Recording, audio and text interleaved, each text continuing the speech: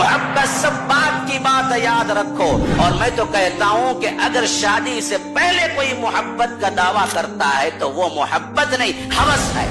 मोहब्बत तो शादी के बाद पैदा होती है, वो तो हवस है। अगर वो पूरी हो जाए तो फिर वो जिस तरह कूड़ेदान में आप कूड़ा फेंकते हैं वैसे फेंक के निकल जाता है।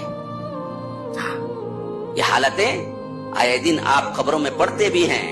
नौजवानों सुनो, याद रखो, नौजवान लड़कियों सुनो, बच्चियों सुनो, यही एक लव है, यही एक मोहब्बत है जिसके नाम पर खानदान की इज्जतों पे धब्बे हैं। आज हमारे नौजवान लड़कियां और लड़के मोहब्बत के नाम पर न मजहब देखते हैं, मोहब्बत के नाम पर न अखलाक देखते हैं, मोहब्बत के नाम पर न इज्जत देखते हैं, न खानदान देखते हैं। बस कहते हैं कि हम बड़े हो गए, हमको पसंद आ गया, कॉलेज से दोस्ती है।